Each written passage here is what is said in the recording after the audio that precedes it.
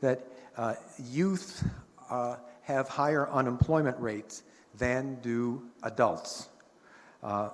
However, because youth are a smaller fraction of the working age population than are adults, the division of the unemployed population between youth and adults is roughly 50-50. So one of the things that suggests is that if policy attention is limited to the youth unemployment problem only, it would be excluding the unemployed who are non-youths who also have serious issues and may be as worthy of policy attention. A second issue that arises in regard to youth are skills deficits and shortages. Let me just say that I'm not entirely convinced about the evidence in support of the idea that Africa's youth have serious skills mismatches, partly because the word mismatch is used sometimes to mean that people report that the education and skills they have are less than what is needed for a job, and sometimes more than what is needed for a job. And so this makes it so that we don't really know whether at issue is that the youth are said to be underskilled or to be overskilled relative to the demands of the labor market. This should be cleared up. Question that arises in the analysis is what level of education and skills should be promoted if indeed there are shortages. Should it be technical? Should it be university? Should it be apprenticeships? Should it be basic literacy, numeracy, and other kinds of skills? And my reading of the literature is that there is not an agreed upon priority of what to do. What I would say is what I would call attention to more than I've heard so far in the presentations here today is that there's a lot of deficient demand unemployment that arises and underemployment. Deficient demand unemployment is that there aren't enough good jobs. People try to get those jobs. Those who don't get those jobs end up unemployed. Deficient demand underemployment is that after a period of time, those who have those jobs, who do not have those jobs, those who do not have those jobs settle for something else. They may, for example, create their own small businesses and work there, but they're not doing it because it was what they wanted to do. It's because what they have to do. Nothing is left. So I mentioned before the idea of a National Employment Council. What a National Employment Council could do would be to try to understand the facts and figures about the Africa's employment problem and the special situation of Africa's youth and provide us with a kind of analysis as to what should be done.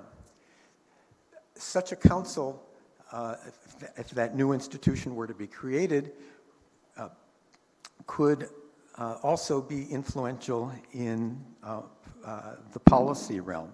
And the policy realm, part of it is to define the development problem, that is to set what the goals of the development efforts are for the country or for the region, to provide an analytical framework for addressing Africa's employment problem. Such an analytical framework might include supply and demand analysis, wage determination, be concerned about how to shift the labor demand curve rightward so that employers want to hire more workers than before in paid employment, how to improve the quality of the labor supply, how to raise the returns to self-employment, how to invest in skills development. All of those would be issues that such a council could perform. What this council might do is to serve as a voice for workers, a voice for keeping very much on the table the idea that the country has an employment challenge, a serious employment challenge, and as policies are being formulated, they should be formulated with regard to these particular challenges. We heard the words this morning. We heard about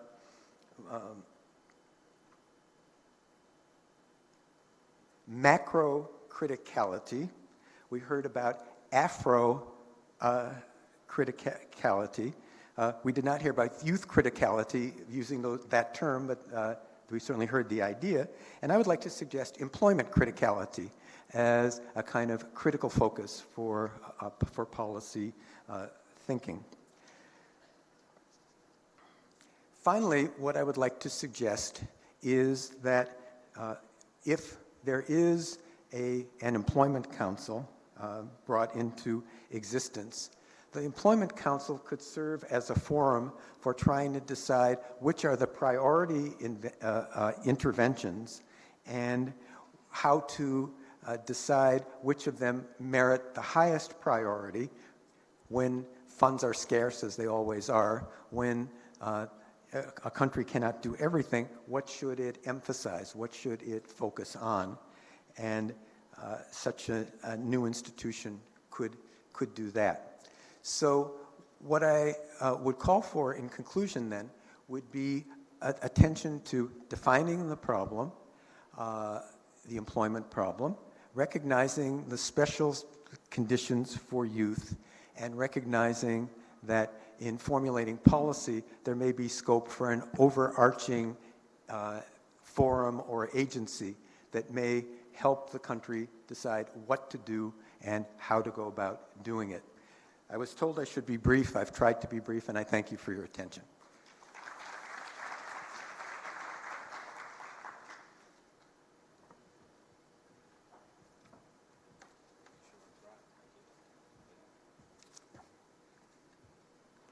Okay, thank you very much,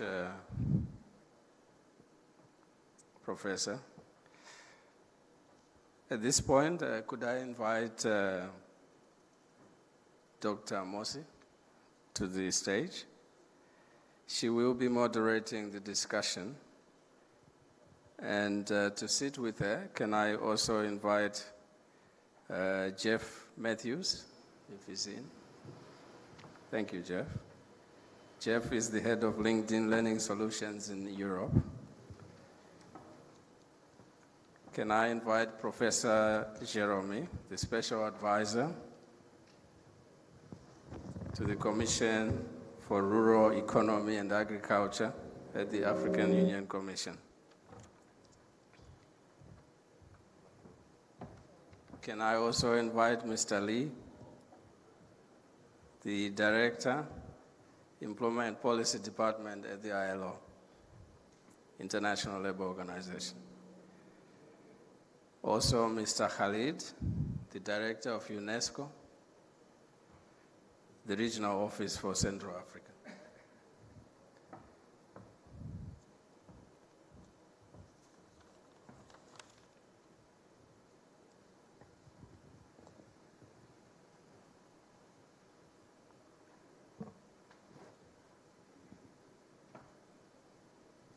Thank you.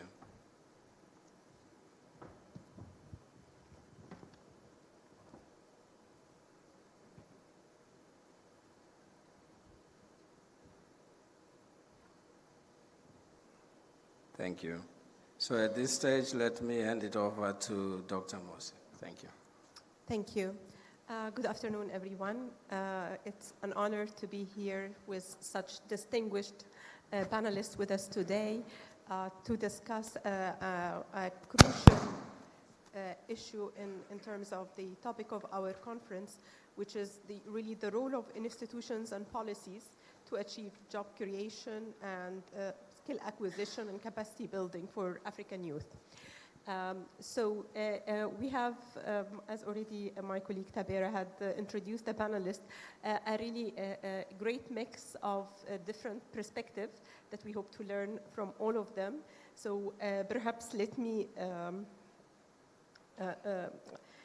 just highlight that for us to really achieve what we are aiming to reach, which is really achieving job creation for the youth in Africa and skilling them for the future, economic transformation, economic growth by itself would not do it.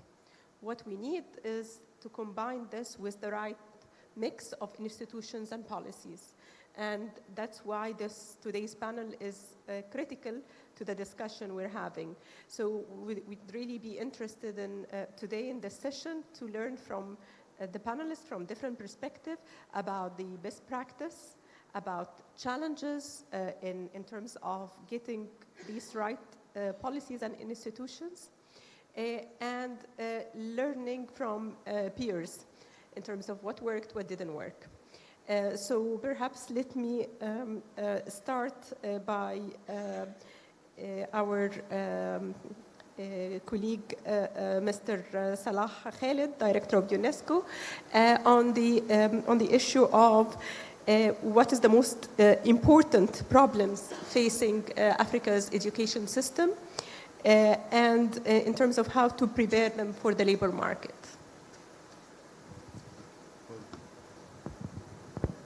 Thank you very much. So thank you once again. It's a pleasure to be here with you. I know it's challenging to be one of the last panelists after so many eloquent speakers and presenters since this morning. I'll try to be as brief as possible as requested. We in UNESCO, as many of you may know already, we are the coordinators of SDG 4 on education on the Agenda 2030 for Sustainable Development. And the indicators could be improving, but still facing many challenges for the African continent. We know that 60% of the continent, of the population, is a young population, but we still have the challenge of having 11 million youth every year requiring jobs, opportunities. So we have, as was presented this morning, 7 million jobs deficit every single year that we have to cover for. Speaking of SDG 4, we see that the main challenges, we have a continent that has 50% illiteracy, almost as an average. 50% enrollment rates sometimes. We all speak about the fourth industrial revolution, IT. So we have to look at the challenge of the big digital divide that exists on the continent. Not only on the continent, but within countries themselves. And this is a challenge to be overcome and considered. We have the gender divide in digital access and in sciences, technologies, engineering, and math. We have unadapted school systems that we have to try to figure out how to reform. We talk about the quality of education that is decreasing in so many parts of the continent. And we all talk about technical vocational education and training, which is unfortunately in many parts of the continent unadapted to the new development and the new technologies and the ICTs.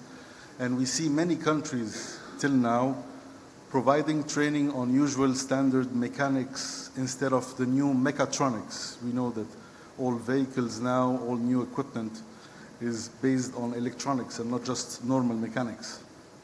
And this is another challenge for this, to ensure this adaptability. We have main objectives for a better education to prepare the young people for the new challenges ahead of them, for this new generation.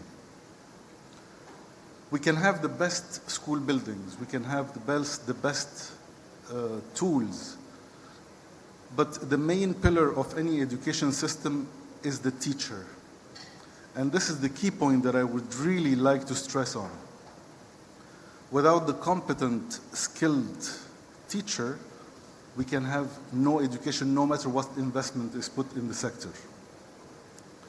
We need competent, skilled, IT-savvy teachers to be able to form this new generation That is probably the younger of them are much more savvy, IT savvy than the teachers sometimes, and equipped with the soft skills necessary to form this new generation. One major challenge is how to ensure the retention of the good teachers. This is a big policy challenge for the institutions, the educational institutions in any country. We have the problem of access, urban-rural divide, the gender divide, and we have the crises that are a plague in many regions of the continent. We have the Boko Haram challenge, we have the Shabab challenge, we have even in Cameroon now, we have the Anglophone crisis where kids have not been able to go to school for the last 3 years now. So this is access challenge, and we have climate change, we have disasters, natural disasters also affecting the access to schools. One of the solutions could be the introduction of distance education, and this is something that UNESCO is currently working on to overcome many of those challenges in those regions. One major challenge is data, the lack of data. We don't know exactly in many countries of the continent how many unemployed, how many youth, how many school institutions we have. So data is essential for any kind of planning. This is something that UNESCO is working on now to introduce education management information systems that provide real-life, real-time information on school attendance, school teachers, etc. So this is a major essential pillar to improve the situation and to know what is produced in terms of skills and competencies from the education system vis-a-vis the needs of the labor market. We have to have information on both sides, the education system production and the labor market demand. It will help us ensure the future perspective and predictions for the next skill set that is needed in the new generations to come. The technical vocational education and training system needs to know what skills are produced for the next market needs.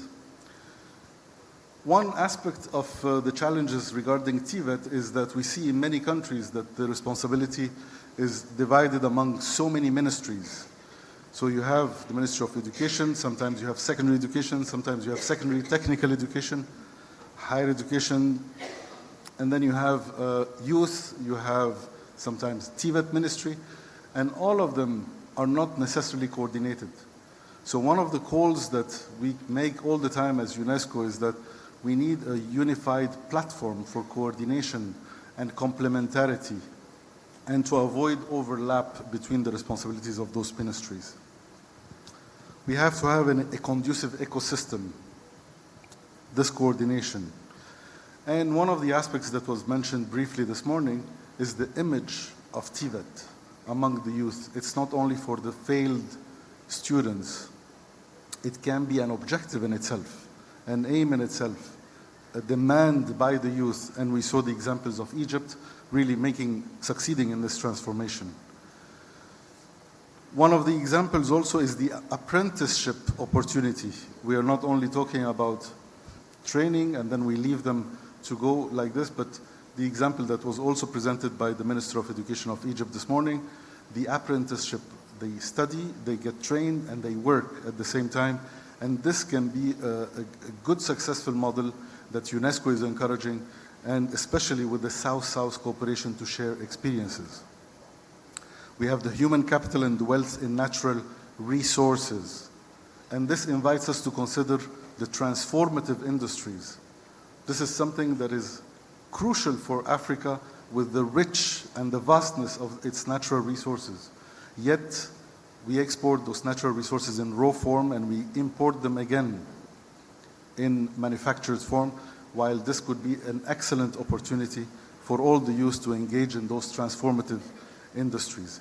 After getting education, after getting the training, do we assess how employable are these new generations? Many times we don't. Do they have access to microfinance? Many times they don't, or 99% of the times they don't. They need accompanying, they need guidance as well.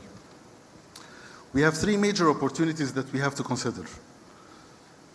Agriculture as a major development, economic development sector, where youth can engage using ITC and new technologies. We have the climate change, all the engagement of the youth in renewable energies. And one example is the Biopal, the Lake Chad initiative that UNESCO is working on. We have the cultural diversity, the richness of the cultural talents that exist among youth in Africa, and all the potential of the cultural, digital, creative industries, all this platform, the opportunities that this represents.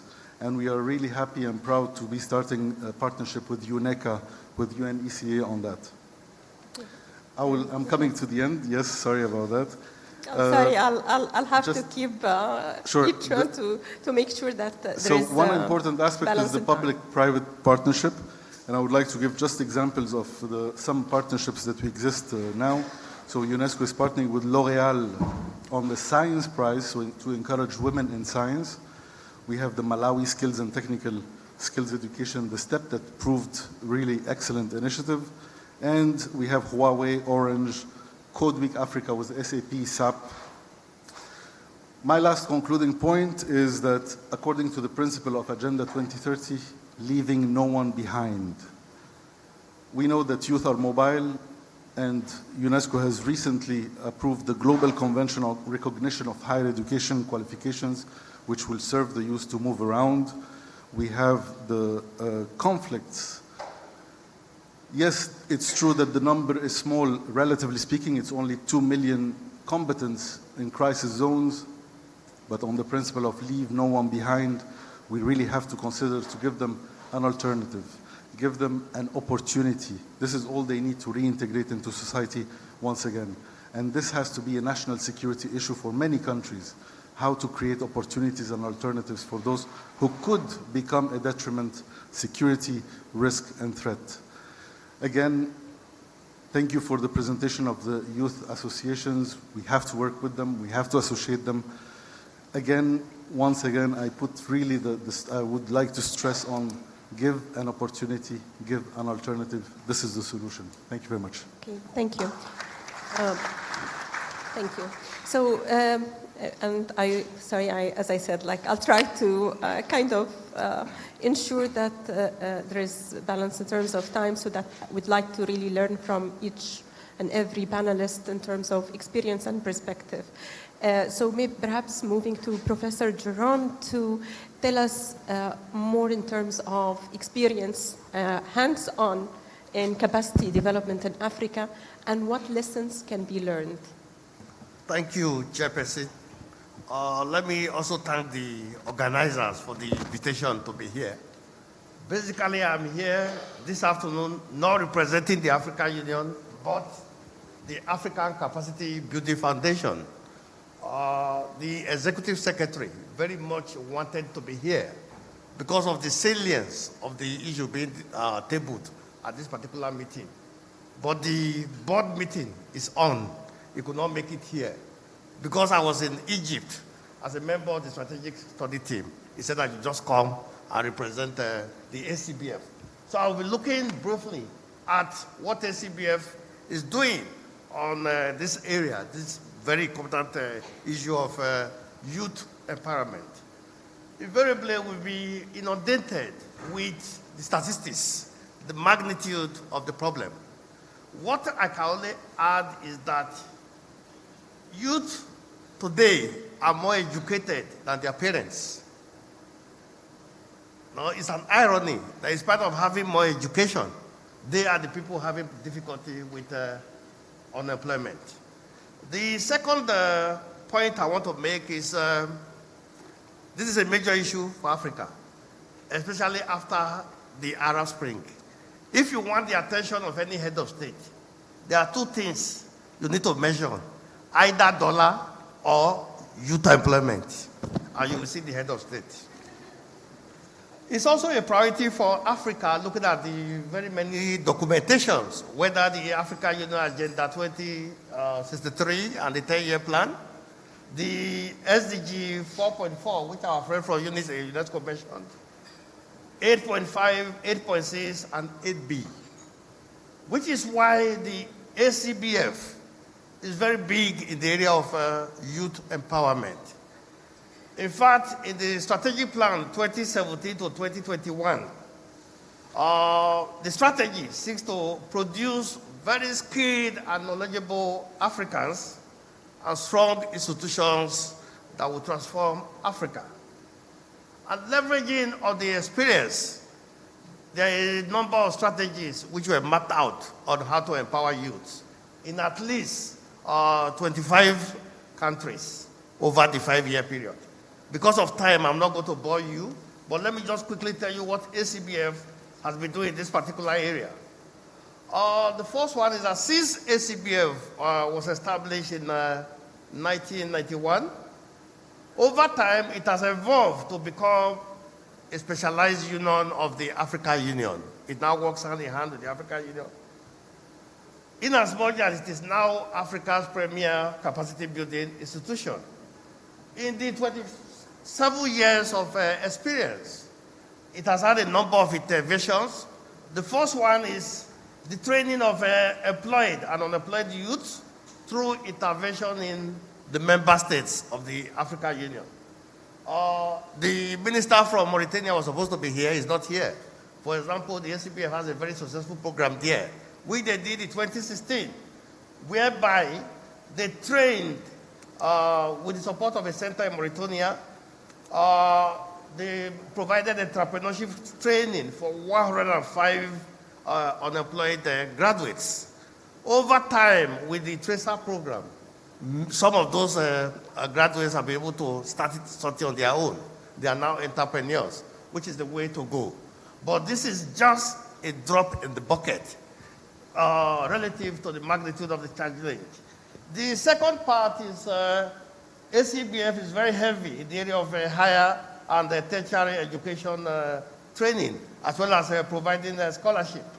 It's well known for the collaborative Master's and PhD program in economics, CIMAP, as well as the training in agri-economics. ACBF has still gone beyond that. They now provide a short-term training program in economics in several countries, including Cameroon, Cote d'Ivoire, Ghana, Uganda, Zambia, and what have you. And that's helping to mop up the unskilled youth and also provide skills with the relevant youth. A third aspect where ACBF has intervened directly is the area of assisting to promote skills in science and technology, especially for women. I'll just give you an instance, the case of the University of Science and Technology in Abuja, which is an African Union university, where with the support of ACBF, they not only trained 12 female PhD degree holders, but they were able to provide the money to engage 38 PhD students as graduate assistants, providing the necessary education in science and technology. The ACBF also has some collaborative programs, we call it regional programs, which they do directly with the African Union. I can attest to that because I'm at the African Union. An example of that is the 8th African Private Sector Forum for women. And if you look at the ACBF reports, you'll see a number of outcomes, what they've been able to do to employ several women. I'm rounding up. The final one is that ACBF has a very successful internship program, as well as young professional program, which is promoting with a number of institutions. For example, the KIPRA in Kenya, with the support of ACBF, they employ 12 every year. So also, EPROC in Uganda, in the space of 3 years, have been able to train about 105 Africans in different fields. The final part of intervention is in the area of knowledge products, because they've been working with the African Development Bank to provide knowledge products in the area of youth employment and empowerment. I'll just measure the case of the Think Tank Summit, which was held in Accra in 2018. It was dedicated to the issue of youth employment in Africa, and it came out with a number of outcomes which ACBF is implementing, as well as the 2018 Board of Governors meeting, where the finance ministers actually met under the platform of ACBF to look at this problem or what is to be done. I think I can stop for here for now. Thank you. Thank you. So, turning to Mr. Lee from ILO, would like you to shed light on what, in your view, what are the missing links in terms of institutions and policies that are required to address the employment challenge in the continent? Thank you so much. I'll just get to your question. I think I very much like Gary's actually suggestions on especially national Sorry, the microphone isn't working. especially the National Improvement Council, because at the end of the day, I believe this youth employment issues in Africa in particular is basically economic issues. It's issue of economic policies. If we look at what happens for the last 20 years, let's say that, and then actually indeed we have made lots of efforts to improve the supply side of the labor market, despite all the deficiency and problem we have. But still, it's very hard to see how this actually effort, supply side effort, translate into the good actual outcome for young people. But at the same time, we have seen some economic growth, solid economic growth in many parts of Africa. They do not have translated into good jobs. It's more importantly, if we look at the trend in informal employment, you do not see much progress either, which means despite all the good progress in the economic side, we do not see much corresponding result in the reducing informality. All of this basically means, as actually the Harun also highlighted in terms of economic diversification, the diversity, we need much more work to do on the demand side. This is really the issues for the macroeconomists and macro policymakers or industrial policy. We look at it very, very carefully and looking at the way we are managing our economy, the way we are actually achieving our economy. That's very important issues. Of course, that does not mean we have done all great job on the supply side because we have lots of issues. For example, one of the paradox for young people around the world, including in Africa, is that the young people, if you're talking about digital economy technology, they are much better prepared than older people. But if you ask them, they feel more concerned about their future than older people. There are many reasons for that. One of the reasons is that we talk about, for example, TVET on the one hand and the college education as if there is a trade-off. But the reality is that both groups are suffering. Let me talk about TVET. TVET provides a good training, but these training are for the job which have high risk of the elimination. So we actually look at these issues in the forthcoming global employment trend report for young people. It basically indicating we are providing training to young people for those jobs which may not be relevant in the coming years. At the same time, the college graduate, as many already pointed out, we start to see the decreasing return to the college education in many parts of the world. So paradoxically, for that reason, if you look at the inequality among young people, inequality is reduced for that very reasons. So because of that, what I'm suggesting is that we really need very strong partnership here. We need bring together Ministry of Education and Ministry of the Labor. That's not enough. We have to bring the Minister of Finance and Central Bank and all others who have capacity or authority to mobilize resources. We have to sit down them together to discuss how to finance the labor side intervention and how to actually, what will be our economic growth strategy, which will maximize the decent work impact. That's very important. Another issue is that, of course, we have to bring private sector on the table and workers as well, as Gary pointed out. We need to bring them together to discuss what is the best way of working together to provide the necessary training at the same time to come up with this economic growth strategy or development strategy which are conducive to the decent job for youth. how all this can make it to happen. We normally, as an IO, we normally proposing national employment strategy, but actually Gary points out the National Employment Council is a way of embracing that idea, and especially that's very important to bring everybody on the table to discuss them all through and making sure employment should be indeed at the center of economic and social or the labor market policies. I think that's an important starting point. Thank you.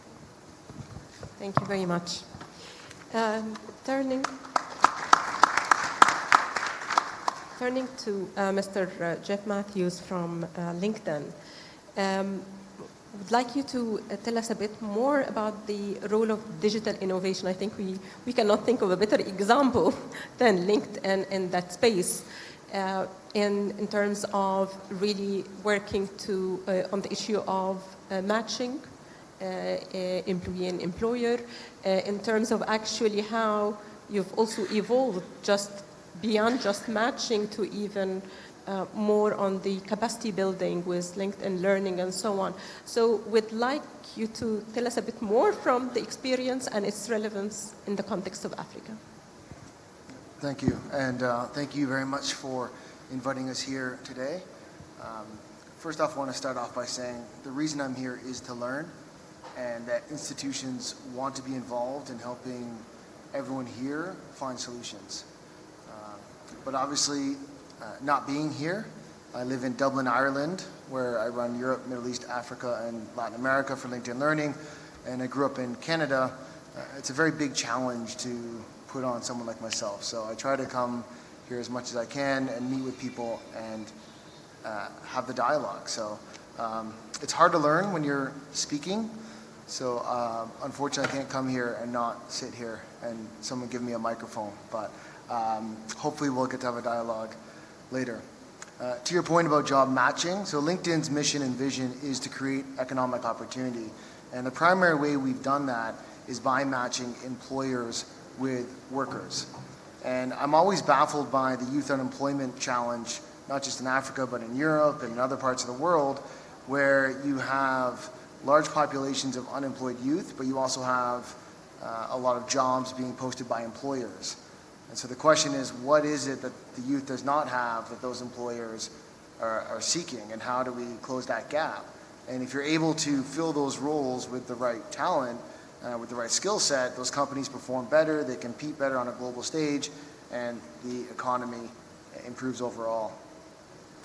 So for many of you, you know LinkedIn, it's a social network where professionals go on, they find information, they connect with their networks, they find job opportunities, they hire people, they find investments for their companies. And so what we've been able to do with all that activity on our site is surface what job skills are in greatest demand. And you may have seen a report we published with the World Economic Forum in 2017 where we show the skills gaps already in Africa. And interesting enough, hearing a lot about the jobs of tomorrow, I think people could spend a lot of time on the jobs of today because African companies are in demand for skilled workforce that will allow them to participate on the global stage. And so last year at the e-learning summit, I had the privilege of meeting the African Development Bank, some of the leaders there, some of the challenges they're working on. And we had a very vibrant discussion on the opportunity. And one of the conclusions of that was the solution comes from Africans helping Africans. And while LinkedIn Learning can be an asset to a lot of the workers here, even greater so is just LinkedIn's ability to connect successful African entrepreneurs to up-and-coming entrepreneurs. So the bank, which you may be familiar with some of the projects around incubators and helping startups and entrepreneurs, can sometimes be a bit frustrated when these new business owners lack mentorship and guidance. And so when you take some of the success stories, like some of the ones coming out of Kenya, but across the continent, those successful founders being able to give back and mentor and connect with and help those next level of the next wave of entrepreneurship. So I'm really excited to be here. I'm very excited that by virtue of the internet, that literally the world's knowledge base is accessible to all of Africa. This is no longer a question of how can people access knowledge. It's more of an access of what does education play in society, and how does it help people create the skills employers need. And if you read the economic report, a lot of the top skills are actually not as technical as you'd think. It's creative industries, food technologies, 3D designer, data center, of course, and education and healthcare. But the things that employers are most looking for are critical thinking, creativity, and emotional intelligence, above all else. So I can conclude there, but I just want to point out that it sounds like there's a bit of concern around disruption with digital skills and disruptions of industry. But I will say that with this disruption comes opportunity. And what we see globally is with digital innovation, it is creating a larger opportunity, and it's a great opportunity for Africa to participate in that. And that digital skills creation is not just about new jobs being created, but it's about every job that currently exists. And with the institutions that I meet around the world, everyone, whether they're in marketing, human resources, finance, project management, they are all acquiring new digital skills to maintain their employability in the workforce. And that's not just in Africa, that is everywhere. And so we're all on this journey together. And I couldn't be more grateful to come here with my colleague Laura and Ahmed, also from LinkedIn. Thank you for joining me. We're around for the next couple of days. We welcome your input, ideas, suggestions on how industry can help you, help your workers, and help the youth. Thank you.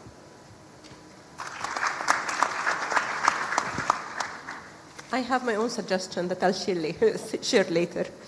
But I think it's very useful to have such platforms that can actually, you can learn in terms of how the challenges differ across regions. And I think it would be useful for researchers, and I'm talking here as someone from the continent doing research on the continent, to actually have more in terms of these comparative data to understand, so things like, the type of skills that are lacking relative to other regions, how is it being used more relative to other regions, like more of networking or finding opportunities or learning. All these are, I think, very insightful information that we can learn from and perhaps adapt to. So this has been a really, really exciting panel. I'm going to, for us to conclude, I'm going to go for each of the panelists with 1 minute to tell us what they think would be the top 3 priority actions that they think need to focus on. So I'm going to start with Professor Gary Fields to tell us what is his top 3 priorities.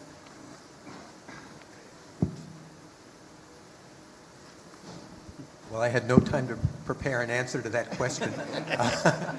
So off the top of my head, I would say that what the panelists emphasized was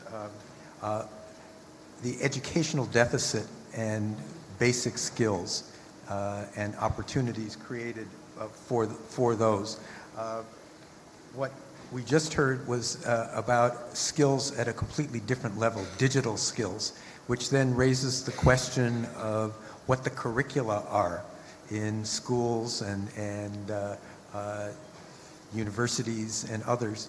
And I think a third priority related to the curriculum issue is something that came up this morning and I think is consistent with what we've just heard, and that is that if people are studying the wrong things because they're being taught the wrong things, and they have free choice to study philosophy, I think was one of the examples that somebody mentioned earlier, then maybe capping the number of spaces in universities in certain subjects and opening up more spaces in other subjects would then be a way of channeling some of the educational endeavors into skill sets that are in high demand in the labor market. Thank you. Perhaps to reverse, we'll start with follow with Professor Jerome and then go all the way. So, Professor Jerome. Thank you, Chair.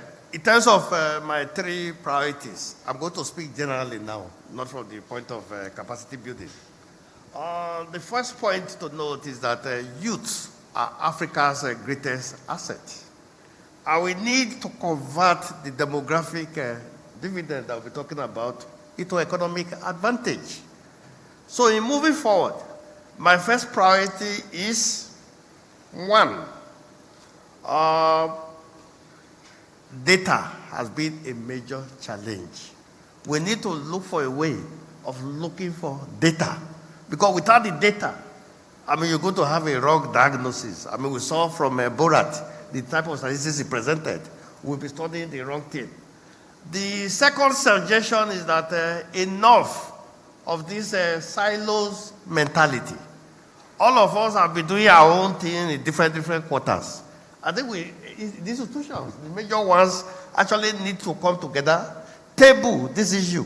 So on the basis of complementarity and the subsidiarity principle, you now define what aspect of the problem you're going to look at. That would be a more feasible something in terms of moving forward. The final suggestion from me is that this one-cap-fit-all approach will not work here. I mean, when you look at the magnitude of the problem, it's big and it's content specific. When I was with FAO, for example, my job was to make sure engage youth in agriculture. Many of them were simply not interested. That's the truth. You go to conferences, the same 2 or 3 successful farmers that they recycle in every country that youth are in agriculture.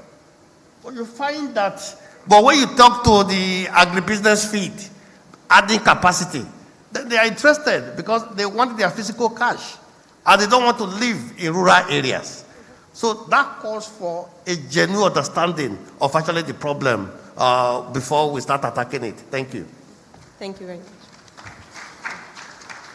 Mr. Lee. Yeah, okay, thank you. Just 3 things very quickly. One is that for the policy coherence, I think we need to move away from unemployment, and we have to focus on the need, not in employment, education, and training. And that would allow the governments to put together their efforts to develop the more comprehensive and integrated policy approaches. At the same time, we need to focus on the informal employment rather than employment as a whole. Second, if you really care about the issues, show your money. That's very important. We keep talking about it, and governments and business will keep talking about the lack of skills and lack of training and poor quality, and etc. But if you look at the data on the actual expenditure in training, it has not increased. So where is the money? Show your seriousness by actually channeling your resources. Number 3, it's great to talk about the digital economy, new technology, that's important, but at the same time, especially in African context, get the basic right. You need to first in place the core skills and training, related training. You have to put them in place first, and then you have to place the basic qualification system in place. That should be the basis based on which you can build much more ambitious actual training schemes. So at the moment, many African countries don't have it. So, but that's an important investment for the future. Thank you. Thank you. Mr. Tariq. Yes, thank you very much. Well, it was data, but it was taking, so I still have 3. So the first one would be the teachers again. Focus on the teachers that are ready for this new skill set of the new generation. The second is the example of a very successful project that we had as an example of public-private partnership with Airtel, the telecommunications mobile operator in Gabon, where we had Train My Generation 5000. We trained 5,000 youth on new technologies and ICTs. This is a model to be replicated, and I would really suggest to have a platform where we would encourage the private sector to come, or we would have the projects ready for them to finance and consider. My third suggestion is to have the sharing of experiences between the different countries. We have success stories that some countries would benefit from, they don't know about, so maybe this platform of information sharing and experience sharing across the continent that could be hosted, for example, by UNESCO, by ECA, by the African Development Bank and the African Union. So that would be my 3 suggestions. Thank you. Thank you very much. Mr. Matthews. Thank you. And 3 actions. First off, listen to the youth. So I had the privilege of sitting with some of your youth, and I'm very excited for their panel tomorrow. And I think it's very important that we listen. And then also, as a group, we support them as well. And you can offer support through mentorship or setting up programs that support their endeavors. Number 2 is that you ask for help. And this comes when you know what the problem is and you define the problem and exactly what it is you're trying to accomplish. And then you go out and you ask institutions like ours, but many institutions around the world, we want to get involved and we want to help. And so that was a bit of a plug for LinkedIn because it's a great platform to ask for help, but however you're able to put the word out there. And last, I'll throw this one out there, is do consider your own level of digital literacy and the digital literacy of your organization. And so the group that you're working within, would you consider them to be best in class in how they're using technology to move their department and their goals forward? And so hold yourselves accountable before you look at transforming an entire society. Ensure that your own organization is using technology the best they can. That would be my 3 takeaways. Great. Thank you very much. This has been a great and insightful session. Thank you all for our distinguished guests. If you can please give them a hand of applause. And we'll just have the photo with the panelists. Our photographers will take it, and then we can move to the next. Thank you.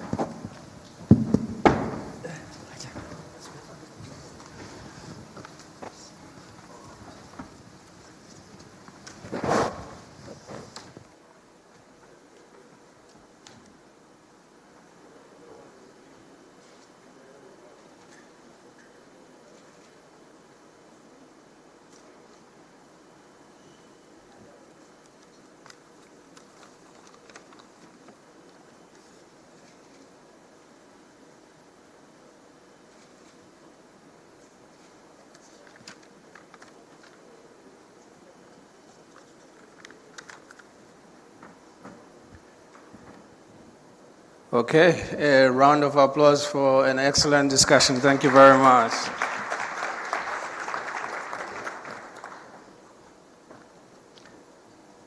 Thank you very much. Now, when I look in the room, I see long faces, some of them tired. So I'm going to suggest that we take a very short break, so you stretch a little bit, you take a very short health break. But please do it within the next 5 minutes.